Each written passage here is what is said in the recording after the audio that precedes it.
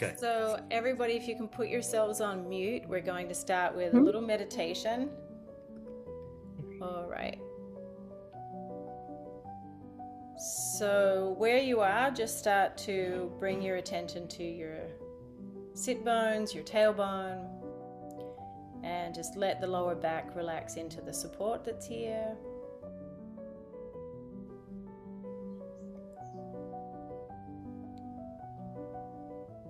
And just start to bring your attention to your legs and your lower legs and your feet. And just notice how you're connected to the earth. And so the energy center, called the root chakra in English, Muladhara in Sanskrit, it's the chakra that connects us to the earth. And the way that we are connected to the earth is either if we're sitting on the floor through our sit bones, through our tailbone. When we're standing, moving around, it's through our legs. So just bring your attention to the point of contact where you feel that connection to the earth. Whether it's through your feet because you're sitting on a chair, or whether it's through your sit bones, your tailbone, because you're sitting directly on the floor. For me, I'm sitting on a cushion, so my connection is through my feet.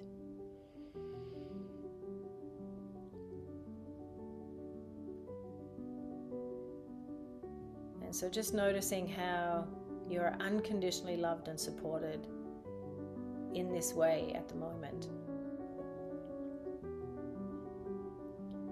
That if you were to get up and take a step, the floor, the earth would meet your step. So as you're bringing your attention home here to what it is to be in the body and connected to the earth, just notice how in this moment I am safe and supported. You can actually even take a breath and look around and prove that to yourself. Prove that to the personality mind, that in this moment, yep, I am held, I am supported, yep, I have everything I need to exist. In fact, I have even more than what I need to exist in this moment, and everything is okay. And so if you haven't already, just let your eyelids rest over your eyes. Let's go ahead and with the exhale, release the fullness of your morning, the fullness of your day, just letting it go. And let's use the inhale to breathe in and to bring in the unconditional love and support of this now moment that is inherently here.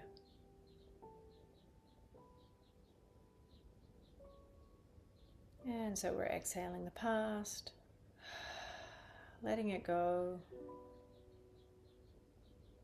to make room and create space to breathe in, to bring in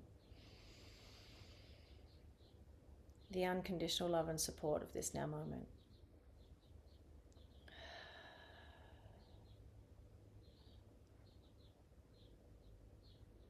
So part by part, just giving yourself permission to relax into the support that's here, letting the lower back become nice and soft, the legs to become nice and relaxed. So even though the position is active, there's room for relaxation. There's room for all of the muscles that aren't required to hold you in this position to soften and relax.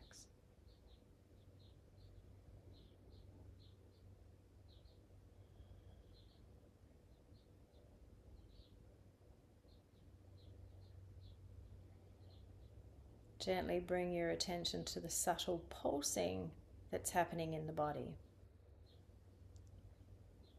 You might notice it first as your heart beating.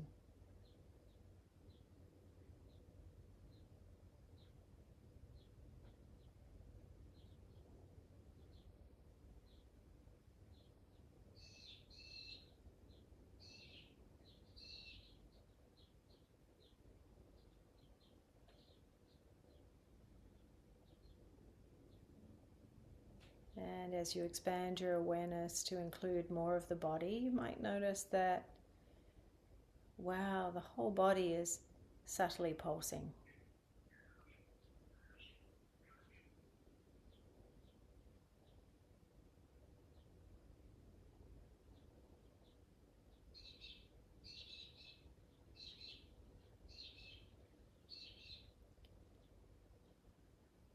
And so all that's happening right now is the body is sitting, breathing,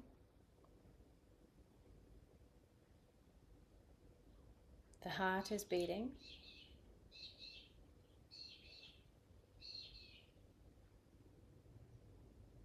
and the blood is pumping.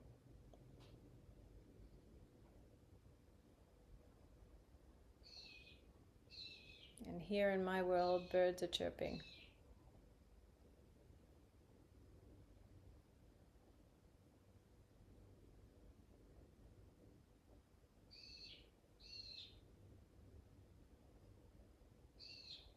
And so just feeling what it is to be alive. Through the body sitting, heart beating, blood pumping, breathing.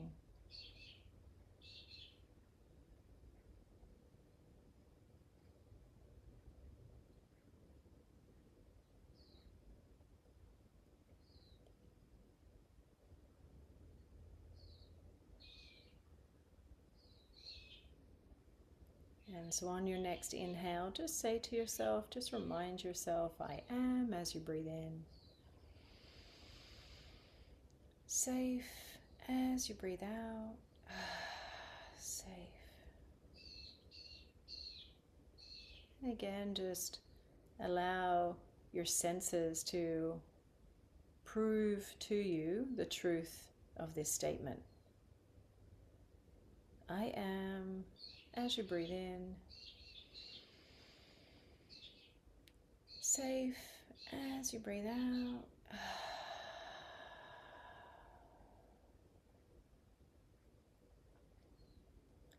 And then take a moment to just see what it's like to be yourself in your everyday life, really embodying this truth, this remembrance. So who would I be? What is my life like? All the ingredients are the same. All the cast of characters are the same. So who would I be? Truly, faithfully, deeply believing that I am safe.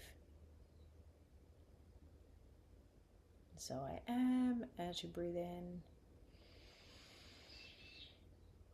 Safe as you breathe out.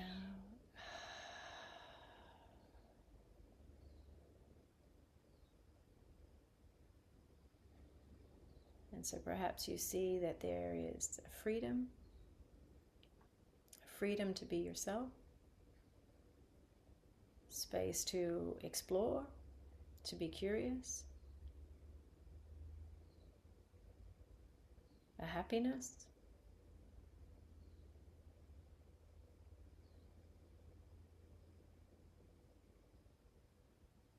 a sense of belonging and okayness.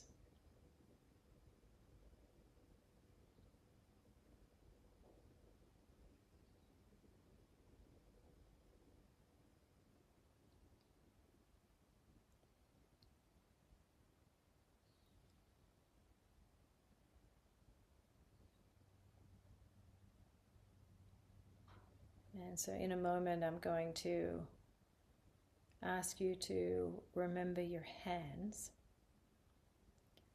And then as you inhale, we're going to bring our two hands to meet in front of the heart in what we commonly call the prayer position, but for us it's a meditation. Just connecting the thumbs with the sternum to connect with our heart beating.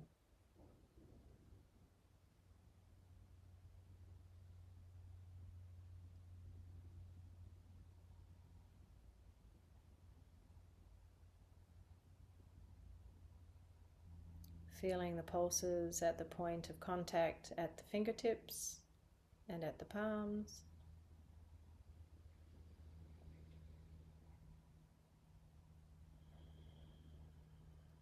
Just connecting to the life force through the subtle pulsing, the direct experience of movement. As the heart beating, blood pumping, body breathing.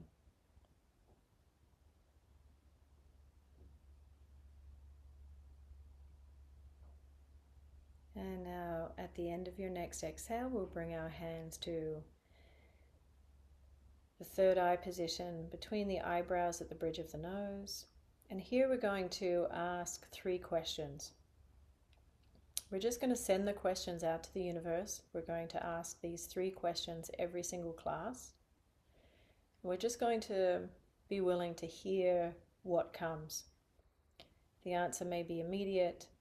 It may be at the end of this day. It may be during the week, on the weekend. It might be at another time. But just know that when we ask, it is answered. So the first question we're asking our divine wisdom, the God of our understanding, to answer for us is, what am I?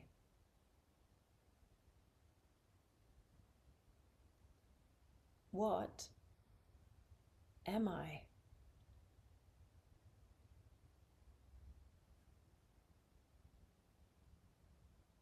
What am I?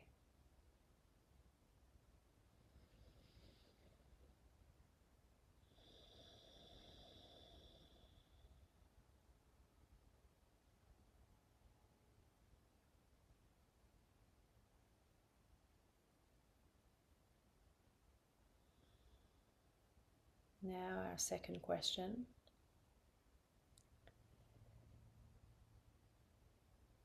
Why am I here?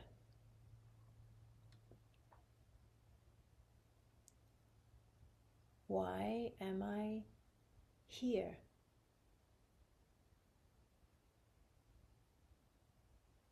Why am I here?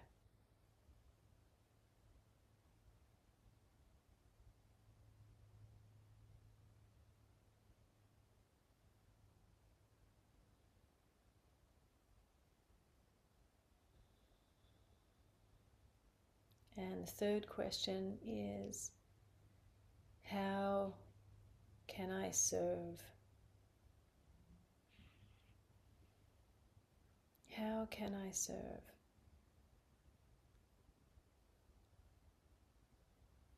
How can I serve?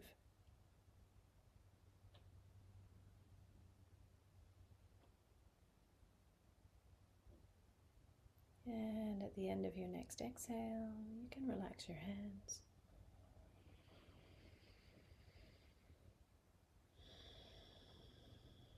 And when you're ready, you can bring your attention to the light that's shining on the other side of your eyelids, the light that's been here this whole time. And when you're ready, you can blink your eyes open and let in the light. Let your gaze be soft and go ahead and write those questions down in your journal on your notepad. And if any answers came, you can also note down what you received, if anything.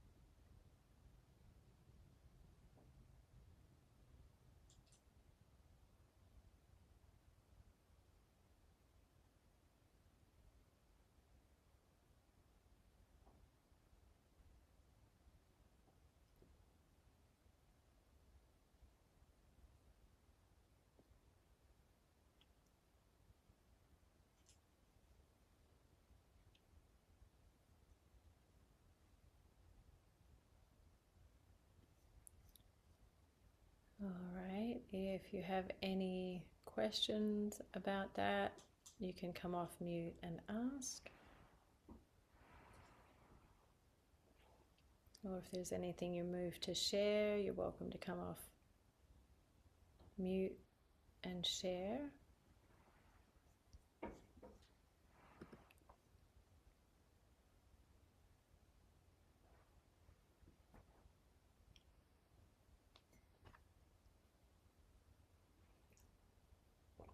So again, the three questions are, what am I? Why am I here?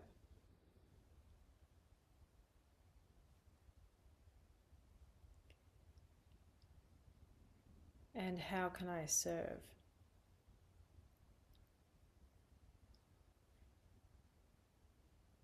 So we're going to ask these questions every single class, so 6 more times. And so just be open for the answer to change. Why am I here? Perhaps the answer is more to do with just arriving here in this Zoom room and in this conversation together, connecting in this way. It could just be, well, why am I here? Why am I right here, right now? And it could be, well, why am I here? Why am I here on earth? Why have I incarnated as this human being at this particular time?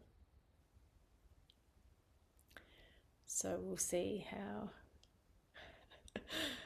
how it transforms for you. All right, so I'm going to go back to share the screen. So let's start with a little introduction. So the formula for the classes is that we'll start with a coming to sit meditation that's specific for the energy center that we're working on. Okay, so that's what we started with. And then we'll do some movement to help support that energy center. So by the end of the class, you will have a little routine. It'll build on itself, right? So you'll have a little routine that you'll know that you can do these exercises to help awaken these energy centers and get them nice and balanced. And so then we'll talk about the different qualities of the chakra. We'll go into depth with that, and then we'll do a specific meditation to bring healing to the psycho-emotional aspect of the energy center. And then we'll finish with some sharing and usually a blessing. So today, though, because it's our first one, let's just do a little review before we do our movement. We're going to do a little review of what are chakras. If you want to take a screenshot of any of these pictures, feel free to do that. So this is the chakra system. We're in a conversation about the subtle aspect of our nature. And so these images depict what they look like. So the picture on right in the middle shows the root chakra at the bottom there, and notice how it's like an upside down ice cream cone. And then notice as you follow the path along the spine through the head that the crown chakra is its opposite, and it's a right way up cone pointing towards the heavens. So we're connected to the earth and to the heavens through the chakra system. And then the line that connects all of these energy centers runs along our spine. So now each energy center after the root chakra, chakra means, again, in case you haven't read it or don't remember, it's the Sanskrit word for wheel or circle. And what that's pointing to is it's a wheel of energy, a wheel or a circle of light. And so the ancient practitioners of the healing arts or the movement arts like yoga in the East, including India, Tibet, China, recognize these energy centers, this subtle aspect of our anatomy. And so the West is not really talking about the subtle aspects of our nature, because the West has a more mechanical view of how we're made. And that's why we have practitioners who specialize in our bodies part by part. Whereas the Eastern practitioners had a more holistic view of the body and saw the body as a whole environment, and that every part of the environment impacts other parts of the environment, and that it's all connected.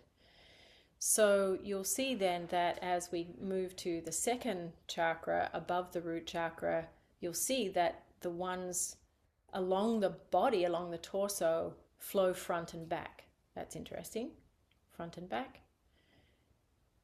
Because a lot of the time we're only really focusing on the energy centers at the front of the body, but actually they also are at the back of the body. So we can feel things. So now the Eastern healing arts have graphics, which I'll show you in a minute in the next slide, I suppose.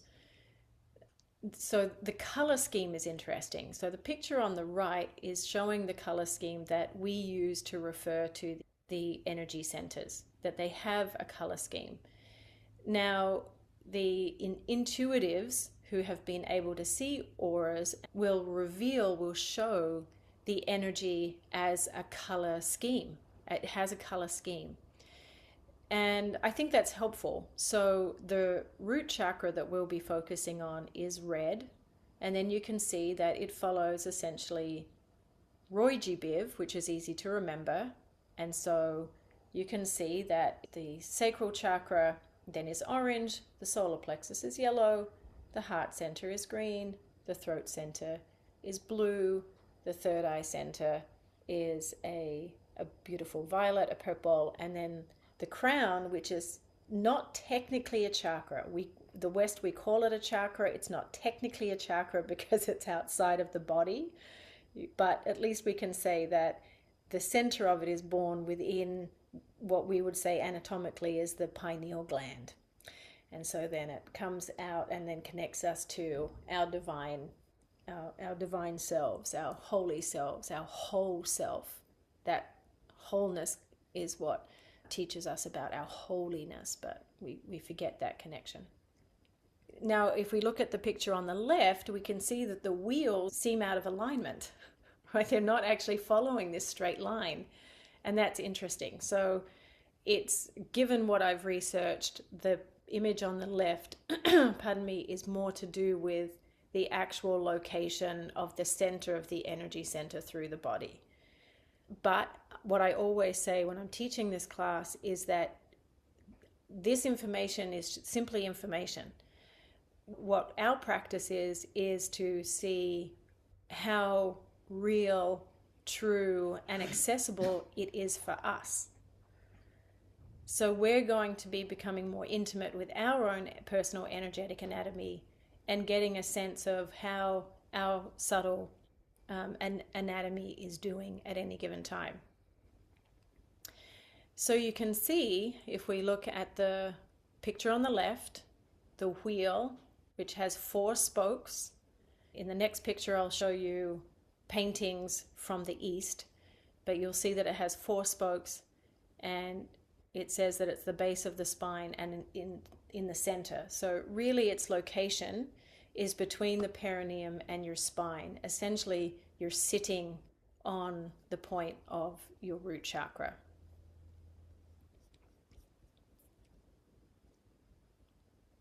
And so I'm going to show you the next slide.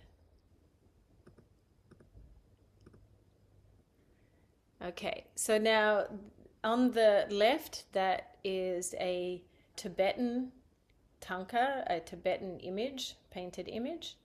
And then on the right is a Indian. And so looking at the Tibetan one, noticed how in the picture we were looking at just before, it's a 4-spoked wheel, and now we're looking at a 4-petaled lotus. And so that is the same. And then on the right image, the yellow man, the Indian graphic, it's a 4-petaled lotus. Now inside the lotus for the different pictures are different images, and the images are symbolic. This is a symbolic realm. So it's difficult to see, but in the stomach of the Tibetan fellow, there's actually a teeny tiny elephant. Whereas in the right, it's a picture of a deity and how life is being lived. We're not going to go into great detail. We could spend a year. This is a year of study on this kind of thing, but just needless to say that the elephant is symbolic because we're focused on the root center. It's the heaviest animal. So from their point of view, it was the heaviest animal. It was connecting us to gravity. It was connecting us to the earth. So the element of the root center is earth, and it's to do with our relationship with earth and our relationship with our home. Adorable, right? And then just for fun, preceding that is a tiny wee turtle. And in front of the turtle is a serpent. And so we will often see a serpent depicted as a symbol for the energy that's moving through our subtle energetic anatomy. And it's usually coming from the root. Now, again, with the left picture, you'll see that there are 2 white lines on either side of each of the lotuses that are depicting each of the energy centers. And that is showing the central energetic pathway. And the central energetic pathway is what the chakras are moving out of. It's the core of where they come from. And so there's this upward channel, so that the Eastern healing arts consider it a channel, and that upward movement goes to the head and then finds its way back down into the body to ground ourselves in. And so now what I want to share with you is pulling back and looking at the energetics from a different point of view. I'm about to show you the artwork of a visionary artist called Alex Gray. So he uses psychedelics to access expanded levels of consciousness, and then he paints what he sees. And he's done it many experiments, and he's done trips with his partner, and then when they're both artists, and when they came back, they would compare notes, they would meet each other in the ether and have this very playful experiment with consciousness. So these are images, these are different pieces of art that he has done post such experiences. And so we can see on the left, we can clearly see our physical anatomy. He's depicting each of the energy centers there following the torso. You can see the lines of energy there, that central line that's connecting the energy centers. And then the middle picture is showing more of the subtle body. And you can see then how the energy centers, the root energy center, the crown energy center is actually feeding this torus. It's feeding our aura. And I love that middle picture because it's showing us how the energy centers are part of the structure of our aura, of our radiant body. Amazing to be able to have access to this imagery. Because then through this knowledge, we have some self-awareness, and then we can be cognizant of our own. This is a story about us. And so now how can you apply what you're seeing to yourself, your own energetic anatomy and being? Then the picture on the right is showing the full energetic torus. And so you can see how each of the energy centers are feeding the torus. So let me come back to that first picture. Can you see how they look like the energy centers are coming out of the body, but it looks like they're just cut off, right? But what we just saw was that no, they're feeding into your aura. They're feeding your aura. So there's this beautiful system that's going and flowing all the time. And so when all of the energy centers are going and flowing optimally, because they govern different aspects of our anatomy, They govern different aspects of our psycho-emotional well-being. They govern different aspects of our evolutionary process as a time-space creature. So depending on how well they're flowing depends on how well we're doing in each of those parts of our lives. And so it affects not only the very physical, not only even the emotional, but also the very subtle themes of our lives.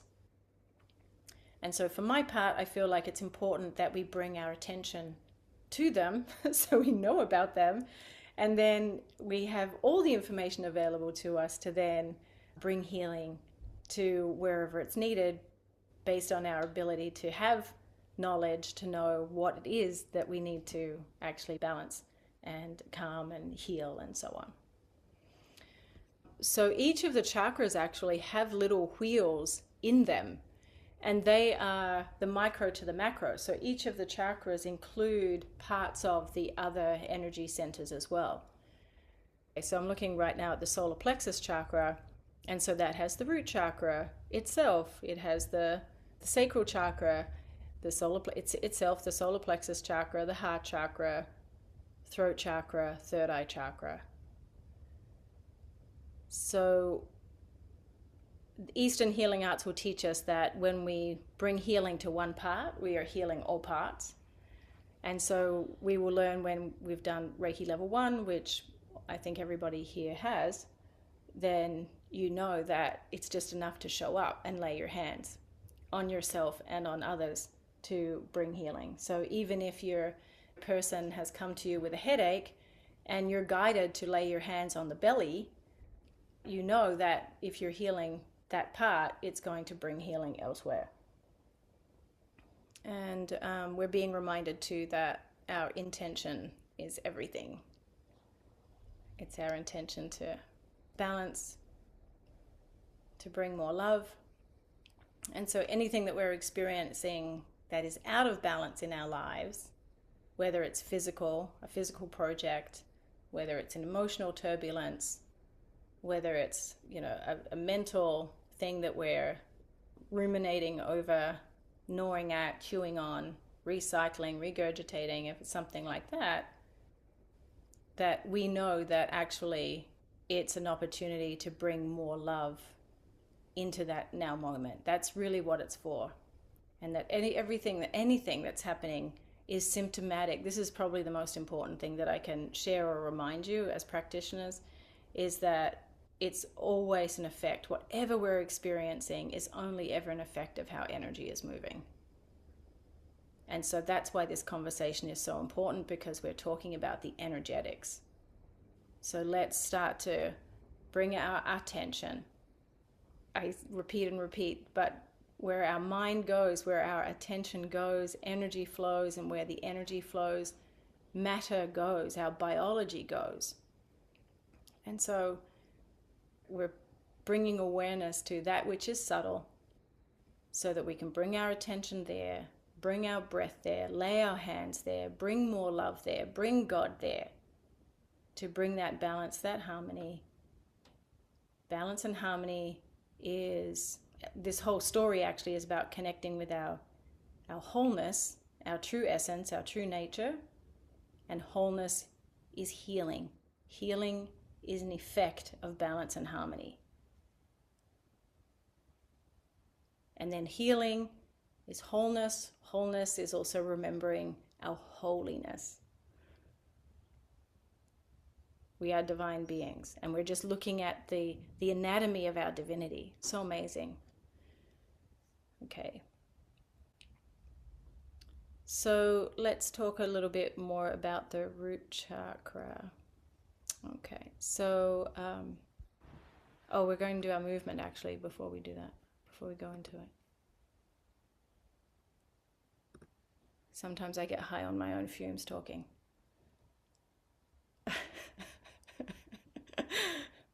Okay, so let's start movement. If you want to come off mute, you can now, because we're just going to start to move and stretch. Now, this will be an interesting thing because I haven't done it on the Zooms before. So let's see. Yeah, if you want to come off mute. Did we come off mute? Yeah. Oh. Yeah, we can hear you. You're off mute. Everybody's off mute. I might not be moving in camera though. I'm going to be off screen when I'm doing my movement, if that's okay. Sure. And so I'm doing it in my Nikki's nightgown. done yoga training, right? You've done yoga teacher training? Yeah, a long time ago, but 200-hour yoga, but that was 10 years ago. But I've done yoga for many, many years. Yeah. So you might know the Sanskrit words for all the I might. I don't know. Do I even remember them? So the simplest pose that supports us with the root chakra is Tadasana, right? Is that right? Tadasana. Yes. Mountain pose.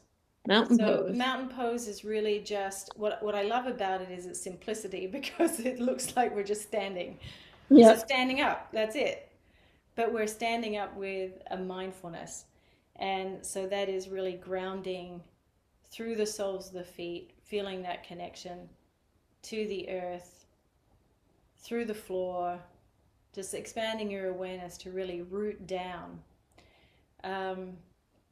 So there is an acupressure point at the sole of the foot that translates to the bubbling spring.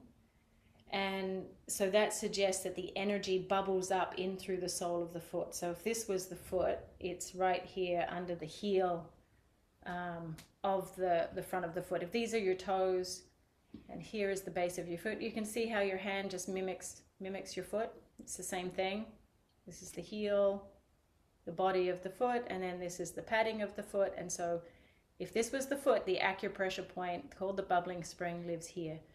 But all I'm saying is it suggests that the energy is bubbling up in through the soles of, from the earth, in through the soles of the feet and coming up through our bodies. So this can be enough. And depending on how you're doing in your body, it could just be enough just to stand here, bringing our attention to the unconditional love and support that's here, to feel that connection to the earth. Rooting down into the earth, drawing Mother Earth's energy up, in through the soles of the feet, up through the body, along that pathway, that line that we were seeing, that central line.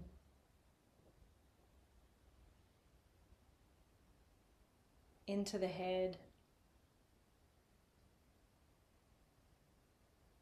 And just breathing, nose to toes. Toes back up to the head, through the body.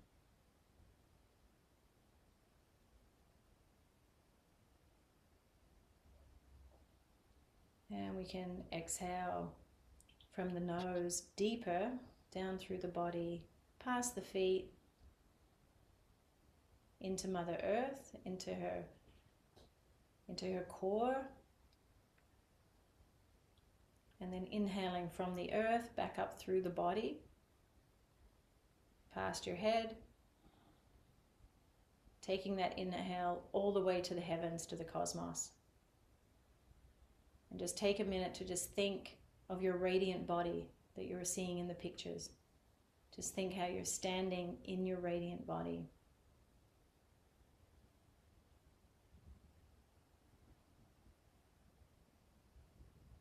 And so now bring your attention to the part of your body that is between your tailbone and your pubic bone. Just put your mind there and just check in and see how you're doing, if you had to say. But right now you're just noticing.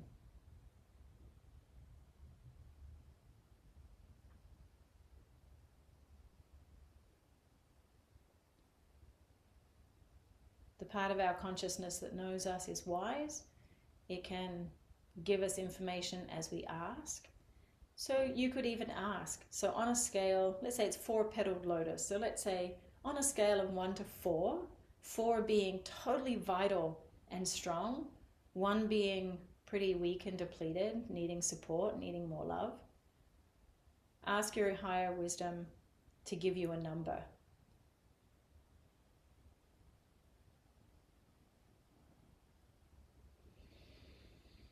And so for my part, I'll share, I heard that I'm 3, so there's room for even more vitality. Okay, so from here, you're just going to place your feet shoulder width apart to what's comfortable. Now in yoga, another yoga hold, asana position, is what's called the chair pose. So you don't have to do it. This is what it looks like. It's as if there's a seat behind you and you're just going down to sit on the seat. You can put your hands out. This is another standing position. Again, you don't have to do it. I'm just showing you that in yoga, this is another position that supports the root chakra. And you can understand it, right? Because you're pressing your hiney back down towards the earth and there's an openness there. That's okay. Sorry. That's all right, Mum. It's moving your energy.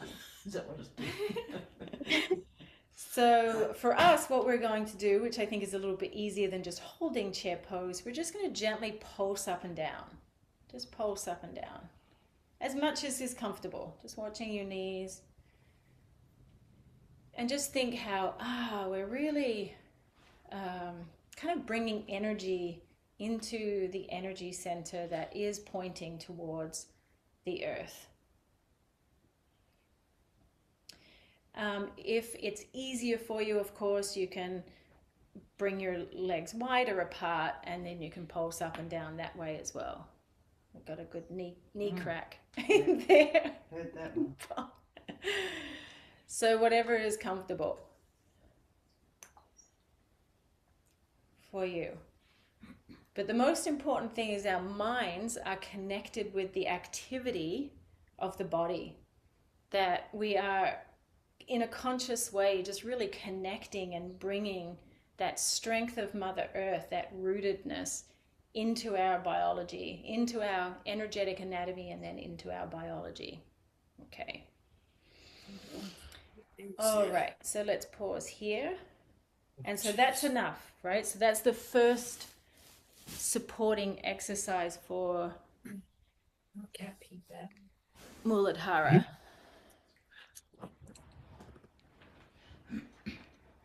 What? I know that look. I'm just having fun for me, personally. Me too. Having a great time. So am I. Okay, but now let's check in. So standing or sitting, now just check in and see how that energy center feels. Does it feel like there's more activity in there? Yeah, so let's just notice and then we can ask our infinite wisdom again. Okay, how am I doing? I heard a 3.75. Hilarious. Okay. Isn't it funny some of the answers you get when you hear, like, cracks me up. Yeah. All right, so now this is for the learning part of your mind. So if you want to take notes, the learning part of your mind loves this part. It's like, oh, goody, I'm getting to like study and take notes and learn. So we'll get this part out of the way and then we'll go into a lovely, nurturing, healing meditation. Okay, so for the root chakra, we can see how the verb, each of the energy centers has a verb, is anchored in language. And so the verb for the root chakra is I am. Okay. And so as I said, that its element is earth. And what I love that image of this little elephant there.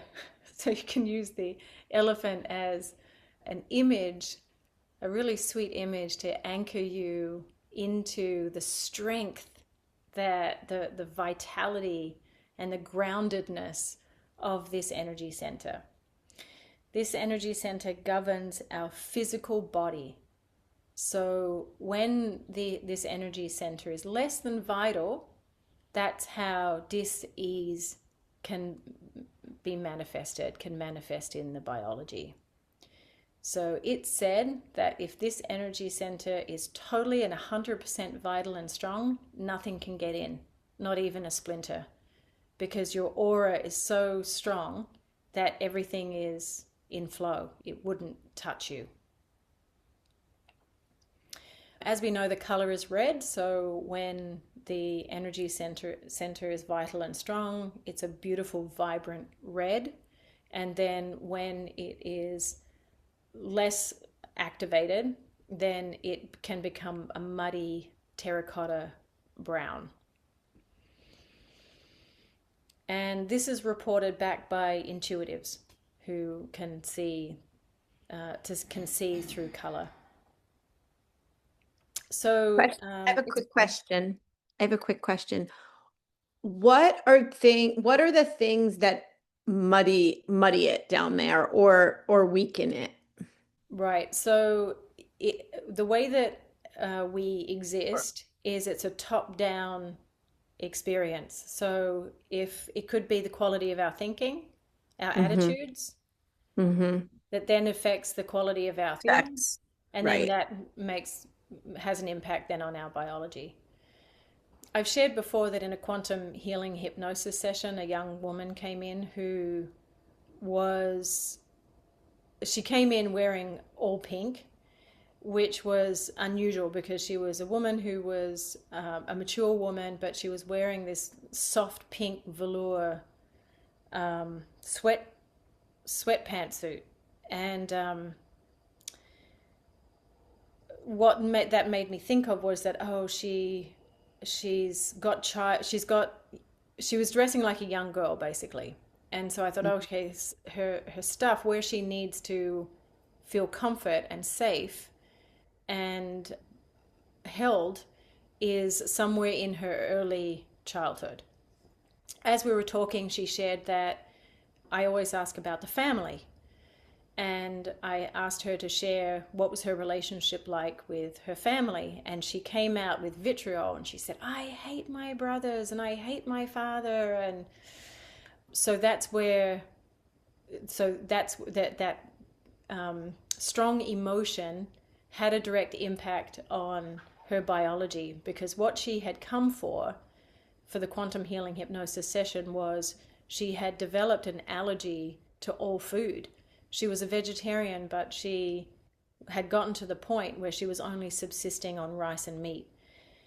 And so the session revealed that the anger, that hatred that she had been holding in her energy body had directly impacted the physical function of her stomach. So the energy was so warped that it affected her biology. Also, we can be impacted by external stresses as well. Yeah. So for example, let's say suddenly, something unexpected happens. You lose your job, or your house burns down, or something happens to a family member that was unwanted and unexpected. And you feel that pain and that stress, that can also have an impact on how they're flowing.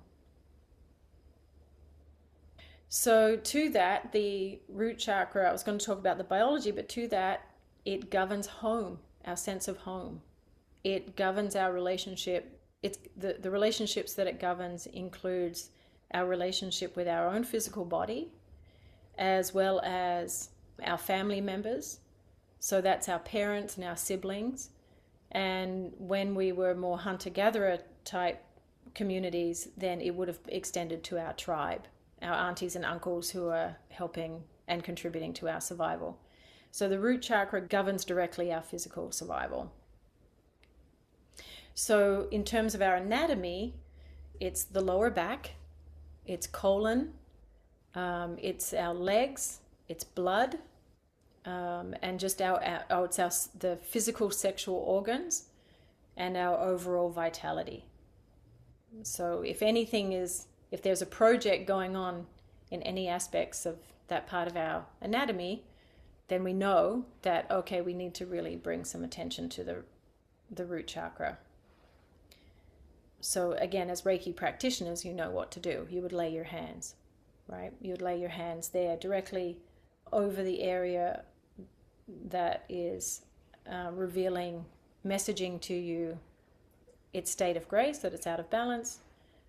Front and back, you can treat front and back. Of course, you can bring more love there. You can,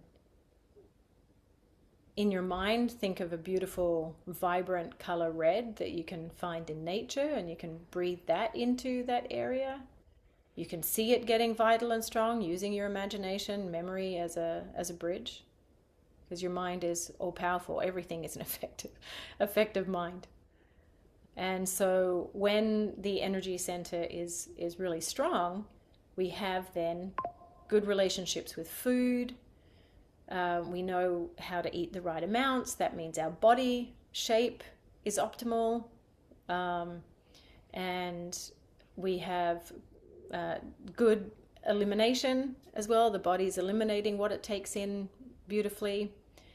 So that's how you know that your root center is activated and strong. If it's underactivated, then you have a tricky relationship with food. Maybe you're overeating, or it could be undereating.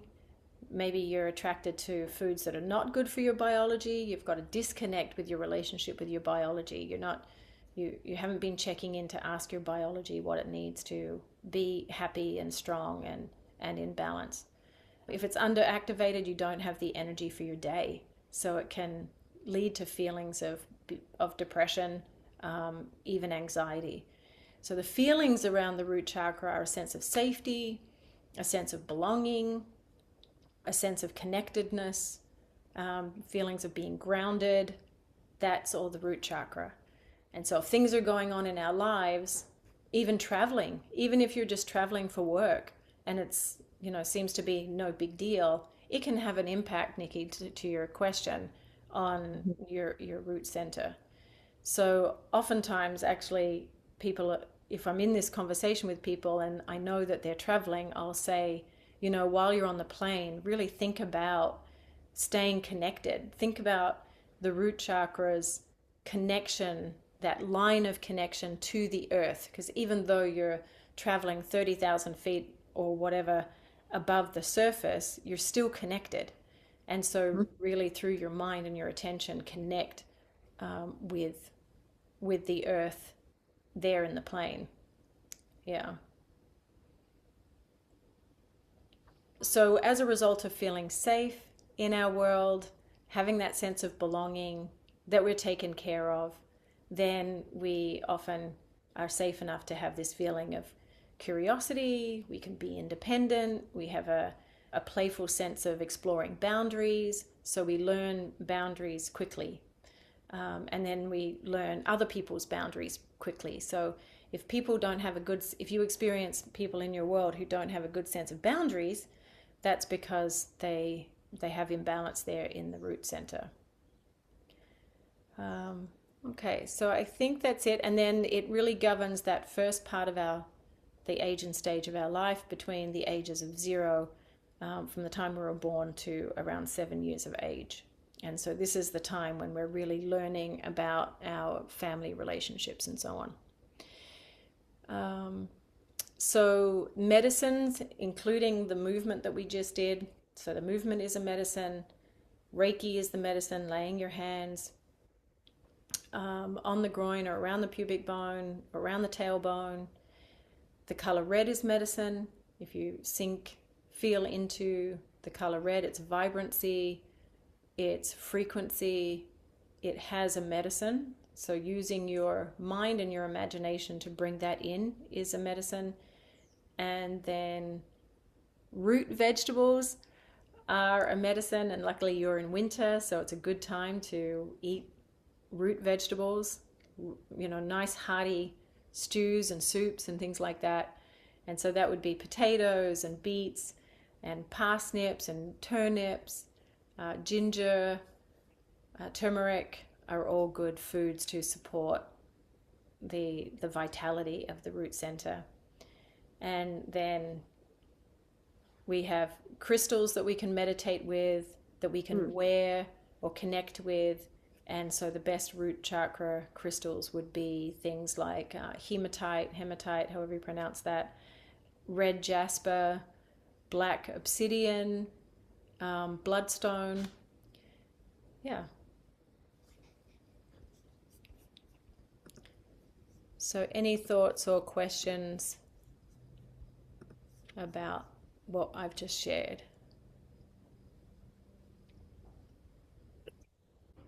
Jason has questions. Only two. We know you're recording, so we kept ourselves on mute, so there was no unnecessary overlap with dialogue and okay. Um, you know, all these years I've been working with you, um, just giving credit where credit's due. With Gina was my first introduction to, but then you and I were able to get a little bit more time together and study and practice, and for which I'm very grateful. All these years, it occurred to me just less than an hour ago that these chakras, including the root, most of them occur in the lower part of the body than they do the upper part of the body. Have you seen the same thing? Well, it's the torso mostly, except for that.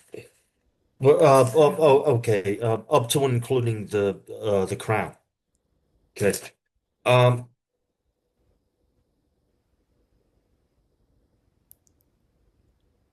Your question. what's the reason for that? Is it just biological? It's just the way we're made, right? It's where Yeah. the root, the sacral,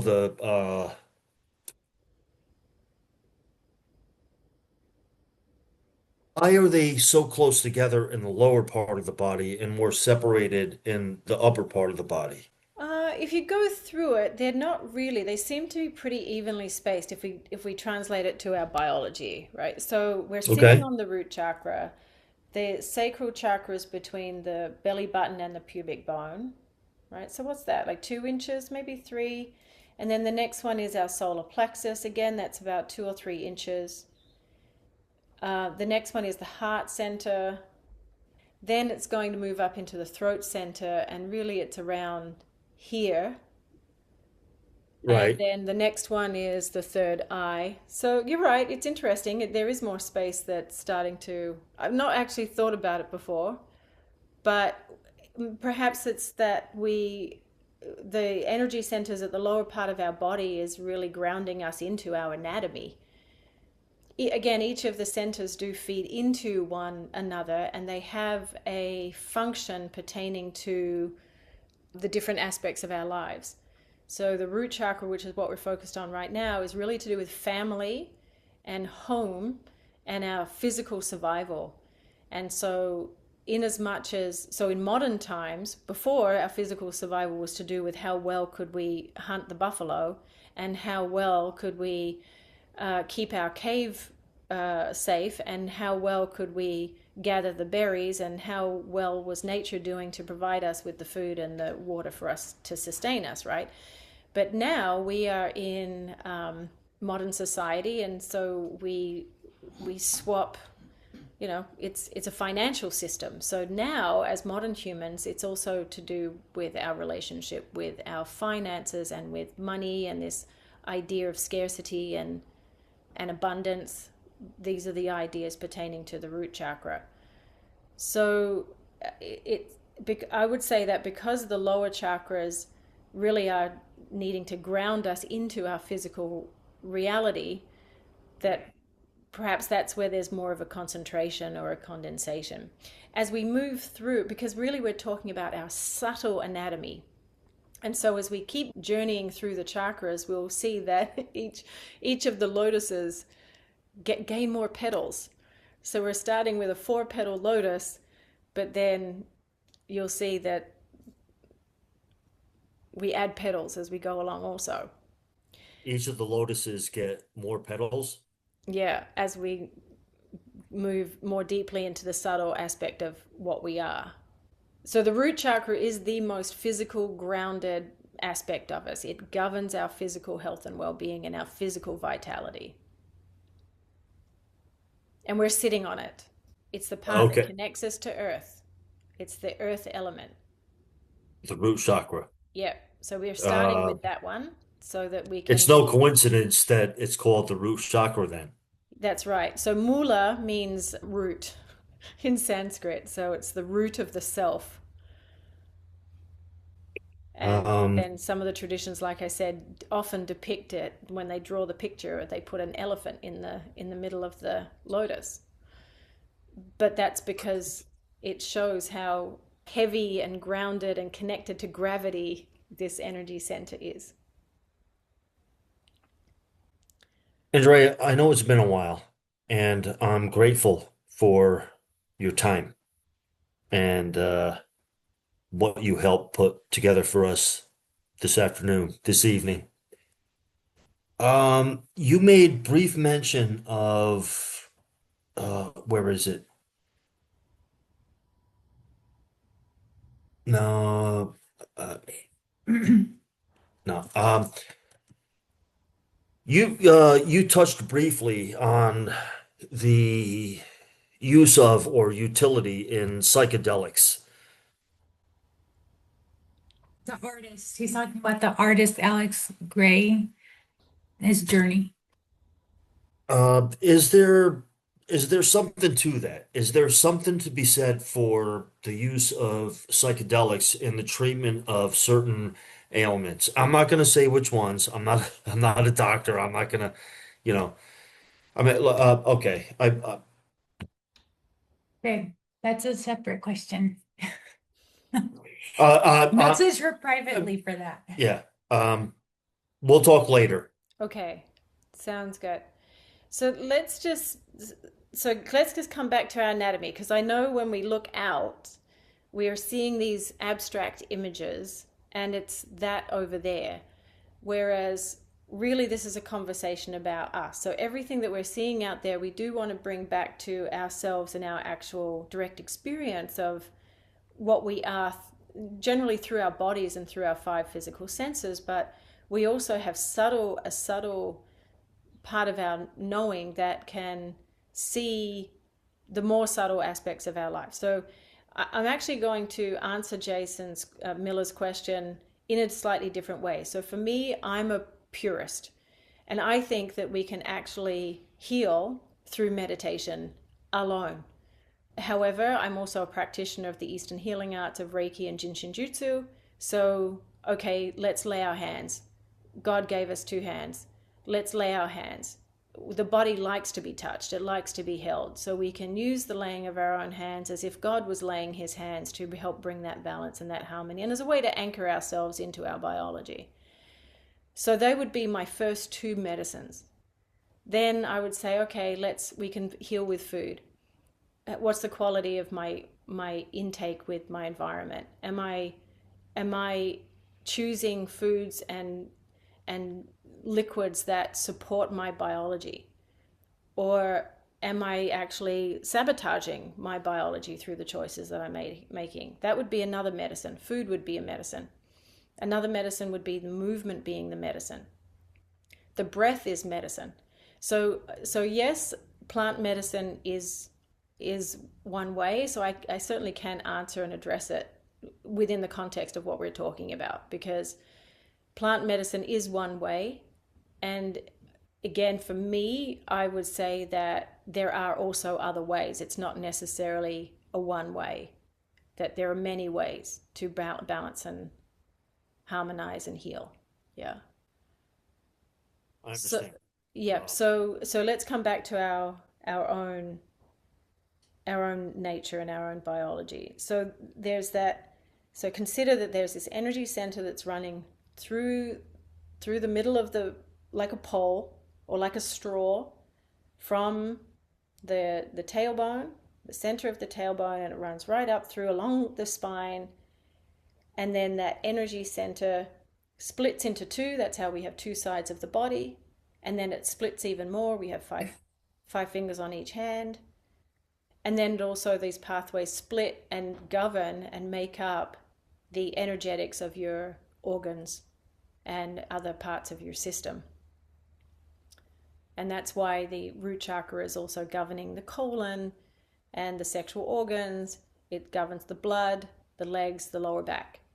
So you'll know that things aren't going great because that's where you're feeling your discomfort. So people who come in with lower back, the questions we can ask is, okay, so how is your financial life? I don't need to know the details, but I get to hear their attitude towards their finances.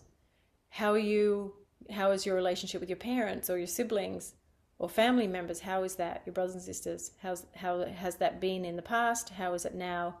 Again, I don't need to go into the story, but I'm just wanting to hear, are you at peace? Are you at peace and are you playful around it? Is it good for you? Or is there room for, is there unfinished business where we need to bring some forgiveness, a new perspective? We need to find another way, right? So that's what we're at. So I see where we have 10 minutes, but I'm actually going to need a little bit more time, if you can, to do our next meditation. Is that okay? But I understand if you need to drop off, the recording is taking place, so you can always come back to it.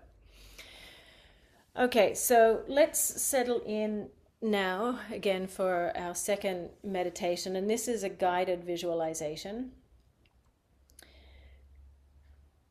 Again, just start to bring your attention to your sit bones and to your tailbone. And just let your legs be nice and relaxed. Just gently coming back into the body.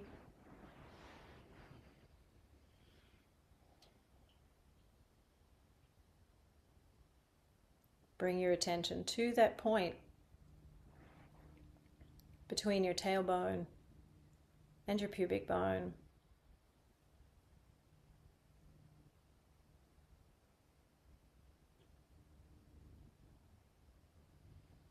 And if you like, you can just think of something in nature that is a beautiful, vibrant red.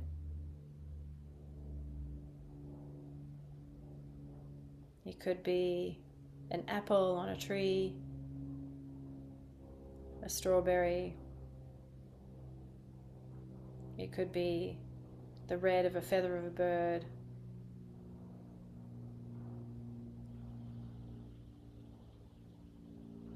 It could be the red of a vibrant red jasper stone. But just using imagination, memory as a bridge to think of something that in nature that has a beautiful, deep, vibrant red. And then through your intention, just start to bring that beautiful red into the part of your body between your tailbone and your pubic bone. In fact, you could see it like a little bowl and just fill that bowl with a beautiful, vibrant red.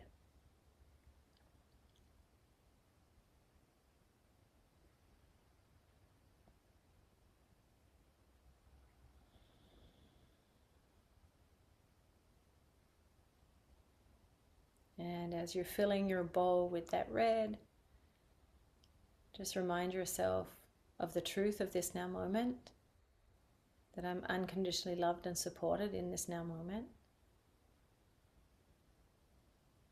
And I'm so grateful for this unconditional love and support. Reminding yourself again that you have everything you need to exist in this moment, more than what you need.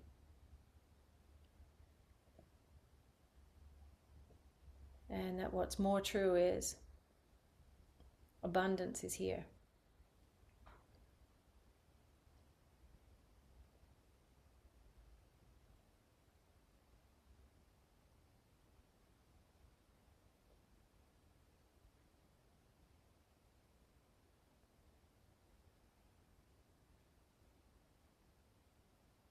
And perhaps you notice a subtle, very subtle movement. Perhaps you notice that there is a subtle circular movement. And if not, that's fine.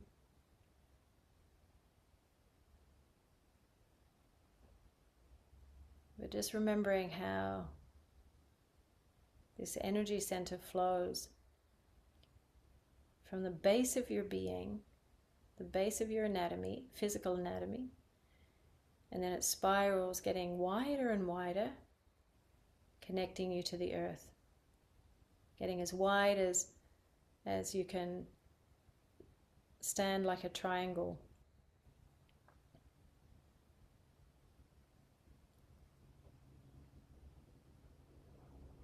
Connecting you to the earth.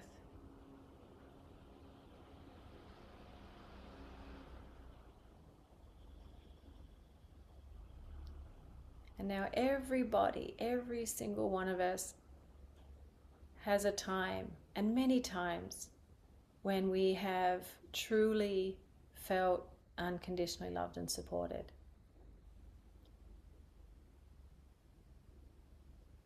And so I'm asking you now to work with the part of your consciousness that oversees your life. You can see this part as a loving guide, an angel, a version of yourself that is wise and all-loving.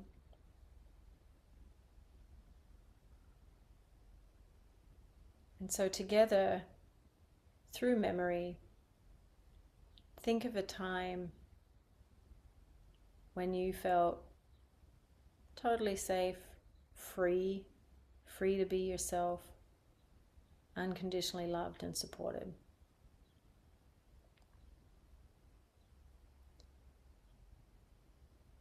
And so this might be a memory from deep in your childhood of being held in grandma's arms or the arms of a parent.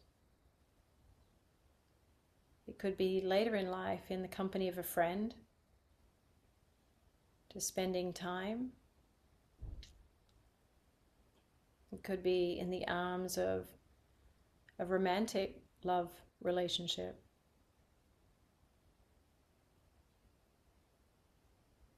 It could be a time when you had a direct experience with the presence of the divine, the presence of God.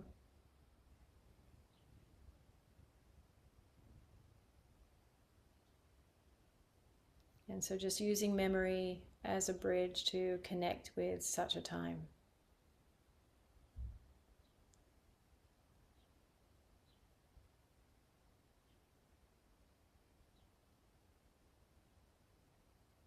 And just let your body sink into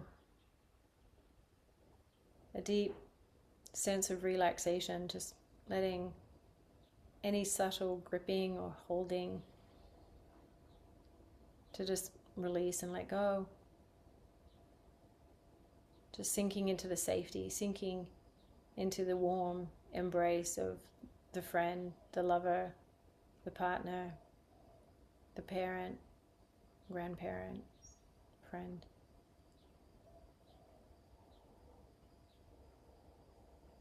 Into the arms of the divine.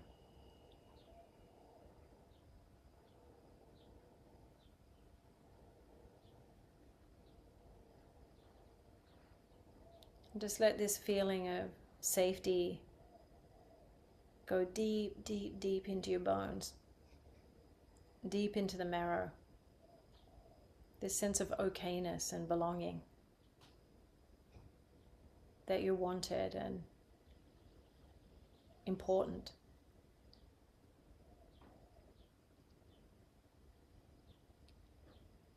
And as this sense of safety and okayness fills your bones, fills your marrow, let it flow into the blood.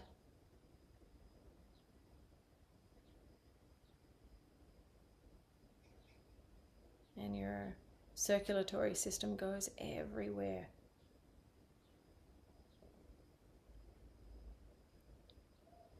And so this sense of safety and belonging and okayness is flowing through our blood now and into our heart and into the organs, including our brain.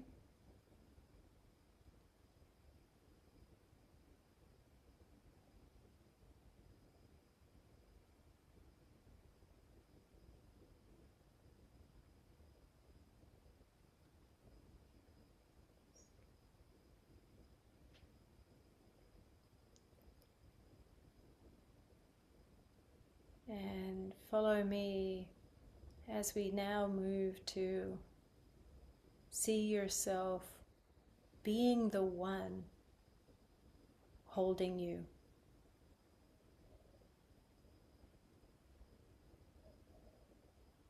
You're holding you at that time.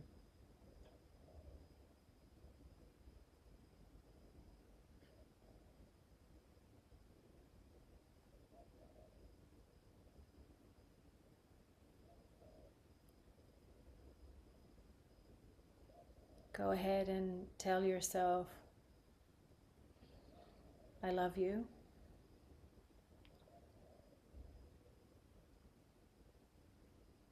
I've got you. You're not alone. You belong. You're safe. And everything's okay. Everything will be okay.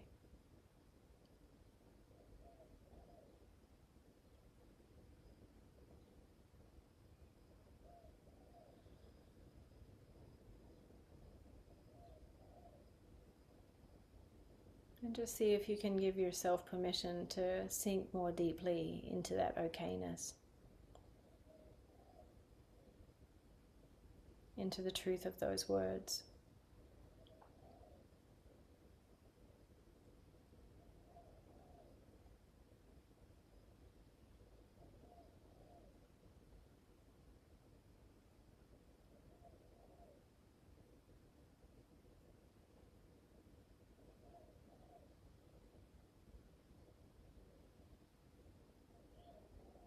And just taking a moment now to ask the part of our consciousness that knows us, that's wise, just asking that anything that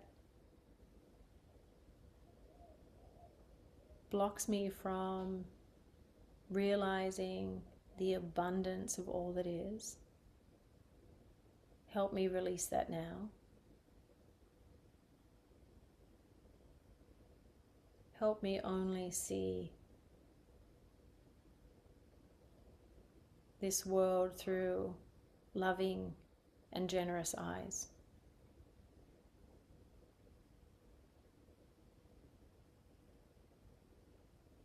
And if there's anything that I've been believing deep inside, even a forgotten thought, a forgotten belief, a forgotten experience, if there's anything that I've been accidentally believing that keeps me from loving any member of my family through the ages and the stages, all the soul companions who contributed in their way to my life, if there's anything that I'm believing that keeps me from peace, that closes my heart to love, my biology to love, I'm asking that to be released now. And just see it flow out through your tailbone, out through the soles of the feet, or see it releasing through the exhale, or returning to the Creator through the crown.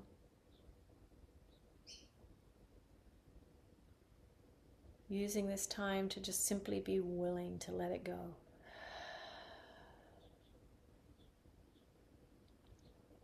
And we'll take this moment to now just fill the body with that beautiful, vibrant red. Just filling the whole body. Not only the blood and the bones and the organs, but also every single teeny tiny cell and the spaces between the cells. Just use this breath now to just move that beautiful energy through the whole body.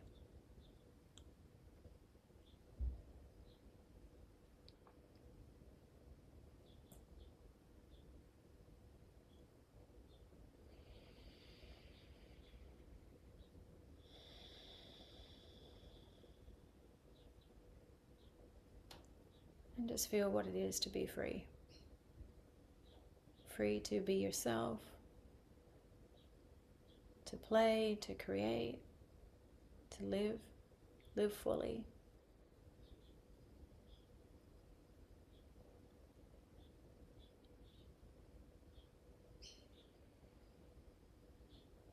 And now just listening.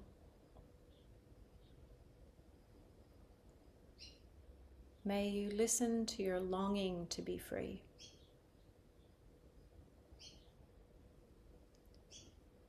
May the frames of your belonging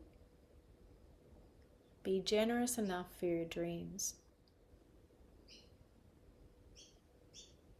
May you arise each day with a voice of blessing, whispering in your heart. May you find a harmony between your soul and your life. May the sanctuary of your soul never become haunted. May you know the eternal longing that lives at the heart of time.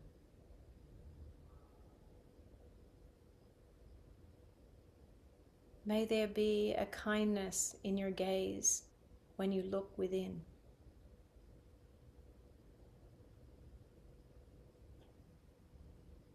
May you never place walls between the light and yourself.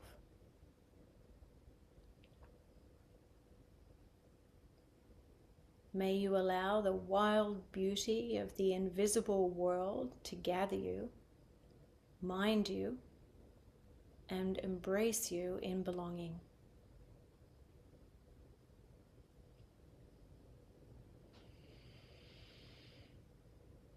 May you allow the wild beauty of the invisible world to gather you, mind you, and embrace you in belonging.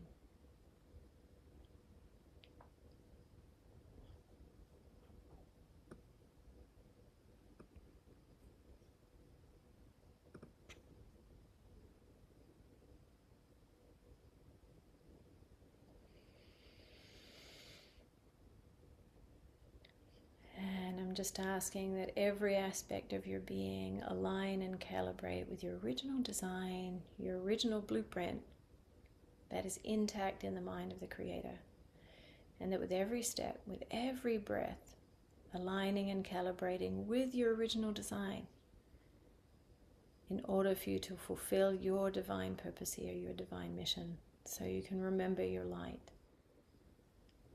Let your soul drive this life. And so to this, start to just gently bring your attention to the border and the boundary of your biology, what it is to inhabit this body completely from the top of your head to the tips of your toes, and the whole front side and the whole back side.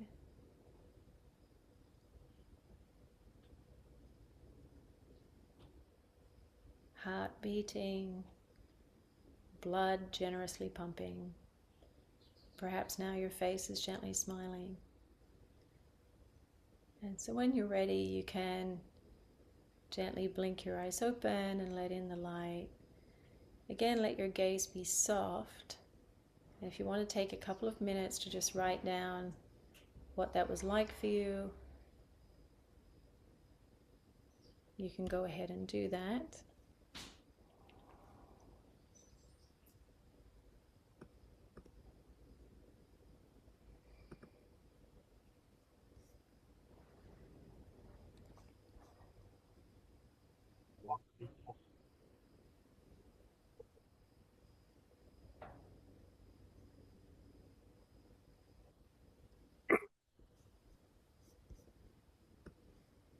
Okay, so before we finish up, I'm just going to give you your questions of contemplation for the week as you journey through your week. And so we're going to be honing our attention on our feelings of financial security, because it's through money that we support our physical lives in our culture as it is, in our society as it is. So what are my attitudes around money, around finances? Is there anywhere that I don't feel free?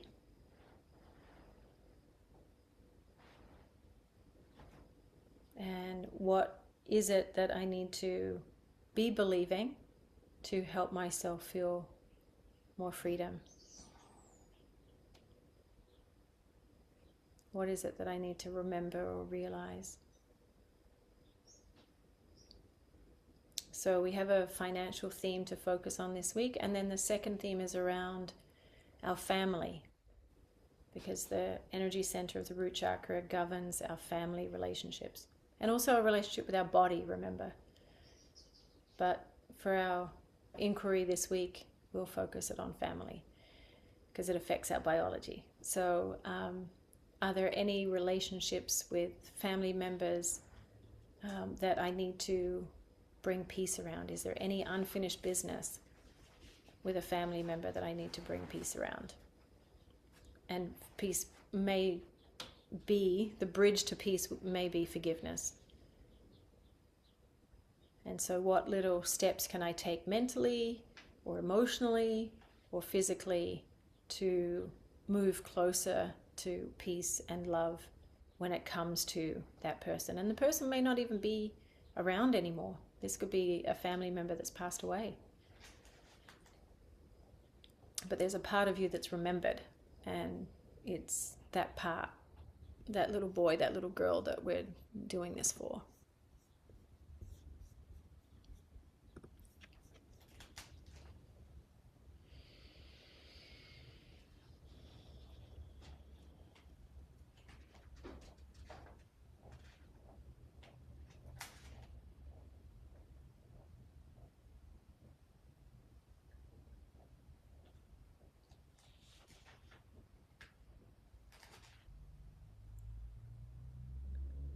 And so if you have any questions,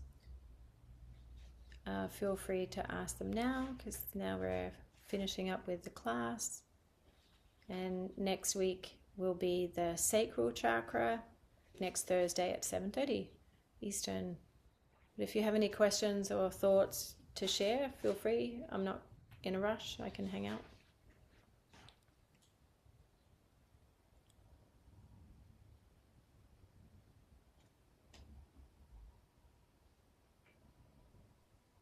I have nothing. I am nothing. I am dead. I'm But I sorry. love that. I'm sorry, Andrea. I have nothing. I have no questions. I have no comments. I have no concerns. I have nothing except gratitude Oh. for your Love time. having you share this journey with me, for sure, both of you. Yeah, this is wonderful. I loved it. As for the financial and the family relationship, that's just something we're thinking about through the week and just noticing, right? Oh yeah, well, we're not supposed to answer those questions like tonight or right now, are we? Just, No, Oh, thank God. just noticing.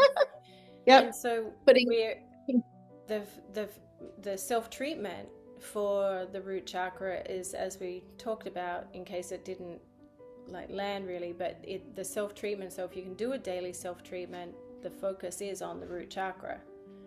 So as you're noticing where there's unfinished business with family members, then that's fine. In your time of self-treatment, just gently lay your hands and contemplate that and be willing to share God's perspective and to see the truth and to know peace around it. Just lay your hands, bring more love there, and let the energetics do the healing. And then if you receive an inspired thought, if the person is still living, or even if they're not, and you receive an inspired thought of action, some kind of action, then do that. Then do the action. So maybe as you contemplate it, you receive the inspired thought because there's room to receive it, to make a phone call or write a letter. Again, whether they're here or not, do that. Or perhaps you might, with the finances, a practice might come along that is like, oh, that sounds fun and creative, and okay, I'm going to do that to just free up that energy inside of me. Yeah. So this is just a gentle self-awareness, self-inquiry, just another dimension to your self-treatment, your self-care. So this is an opportunity. Just to remind you, the Journey Through the Chakras class was born as a supplement, a deeper dive, but as an adjunct to Reiki Level 1, to then prepare us for Reiki Level 2. That's what this was about. And or even as a support for Reiki Level 1, 2, and 3, really, because as we journey through the chakras, you'll see how they correspond with Reiki Level 2 and then advanced Reiki training. So it is tied in. So if we had just done Reiki Level 1 together and then I'm like, okay, we're jumping right into the Journey Through the Chakras, you would already be, you'd be in the habit of doing your self-treatment. And so I guess I'm teaching from that place. So for us, though, this is another opportunity to reignite your self-care practices, your self-treatment. I'm grateful for it. Me too. Andrea, Excellent. thank you. Me Yeah, too. you're welcome. Thank So you so I'll much. see you next Next Thursday. Thursday. Thank you Okay. so Have much. sweet Thank dreams. you.